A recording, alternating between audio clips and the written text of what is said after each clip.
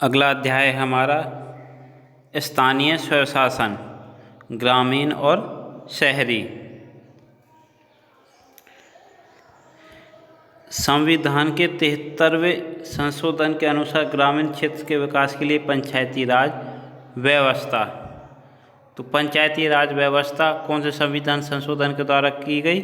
73वें। और 74वें संविधान संशोधन के द्वारा क्या? शहरी नगरीय स्वशासन बनाया गया। ये आपको याद रखना है। ग्रामीण पंचायती राज व्यवस्था 73वें संविधान संशोधन, और जबकि शहरी 74वें संविधान संशोधन के द्वारा बनाई गई। भारत में त्रिस्तरीय पंचायती राज व्यवस्था का प्रारंभ 2 अक्टूबर 1959 को राजस्थान के नागौर जिले से हुआ था। याद रखना। पहला पॉइंट आता है आपका कि भारत में कितने स्तर की पंचायती राज व्यवस्था है? तो 3 स्तर की, त्रिस्तरीय। शुभारंभ कब हुआ? 2 अक्टूबर 1959 को। कहाँ से हुआ? राजस्थान के नागौर जिले से। अच्छा, ग्राम सचिवालय की बात करते हैं। ग्राम सचिवालय व्यवस्था के अंतर्गत प्रत्येक माह की 5, 12 और 20 और 27 तारीख को ग्राम पंचायत के स्तरीय कर्मचारी जैसे ग्राम सेवक, पटवारी, कृषि पर्यवेक्षक, ANM, हैंडपंप मिस्त्री आदि दिन भर ग्राम पंचायत मुख्यालय पर उपस्थित रहते हैं। ये कर्मचारी सरपंच की अध्यक्षता में गांव के लोगों की समस्याएं सुनते हैं और उनका समाधान करते हैं। इस प्रकार इन तारीखों में लोग ग्राम पंचायत मुख्यालय पर उपस्थित होकर अपनी समस्याओं का समाधान कर सकते हैं। ये आपको तारीख याद रखनी है, हो सकता है पूछ लिया जाए। ये 4 तारीख 5, 12, 20 और 27। अच्छा, राजस्थान में कितने ज़िले हैं? 33 ज़िले। ये आपको याद रखना है।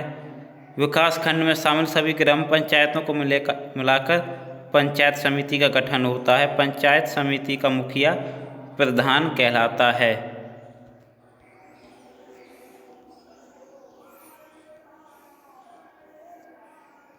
अच्छा, ये महत्वपूर्ण पॉइंट हैं। 20 लाख से अधिक एवं 1 लाख से कम जनसंख्या वाले नगर में नगर पालिका होती है। यदि 1 लाख से अधिक किंतु 5 लाख से कम जनसंख्या है तो वहाँ नगर परिषद होती है, और 5 लाख या उससे अधिक जनसंख्या वाले नगर में नगर निगम होता है। याद रखना। यदि किसी शहर में रहने वालों की संख्या कितनी है? 20,000 से तो अधिक है, लेकिन 1 लाख से कम है, तो वहाँ क्या मिलेगा आपको? नगर पालिका। और यदि 1 लाख से अधिक है किंतु 5 लाख से कम जनसंख्या है तो नगर परिषद। यदि 5 लाख से ज़्यादा है तो फिर क्या मिलेगा? नगर निगम।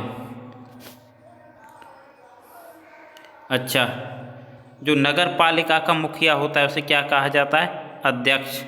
नगर परिषद के मुखिया को क्या कहते हैं? सभापति। और नगर निगम के मुखिया को मेयर या महापौर के नाम से जाना जाता है। और इनका कार्यकाल कितना होता है?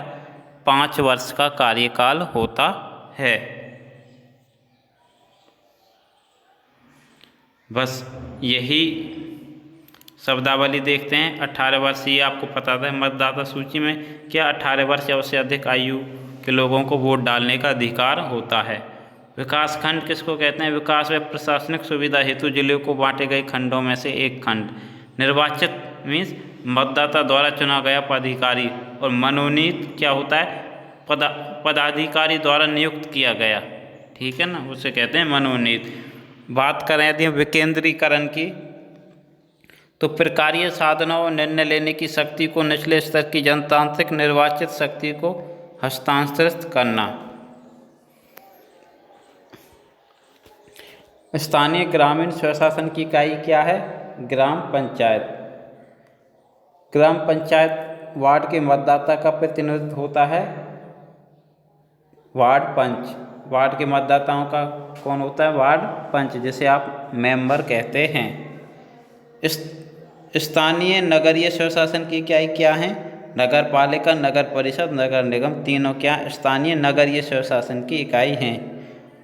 वार्ड सभा की अध्यक्षता कौन करता है? वार्ड पंच करता है। गांव के विकास की योजना पंचायत समिति की बैठक में बनाई जाती हैं। जिला परिषद पंचायती राज व्यवस्था की सर्वोच्च इकाई है। ये आपको मेन पॉइंट है, याद रखना है। पंचायती राज व्यवस्था की सर्वोच्च इकाई कौन सी है? जिला परिषद। नगर निगम के वार्ड का निर्वाचित प्रतिनिधि क्या कहलाता है? पार्षद कहलाता है। अच्छा, इस अध्याय का नाम था स्थानीय स्वशासन। आपको ये कमेंट करके बताना है कि भारत में स्थानीय स्वशासन का जनक किसे कहा जाता है। उम्मीद करता हूँ आपको वीडियो पसंद आई होगी। वीडियो को लाइक कर लें। आवाज़ थोड़ी गूंज रही होगी, इससे परेशान ना हो, बस आपको अपने कंटेंट पर ध्यान देना है। धन्यवाद दोस्तों।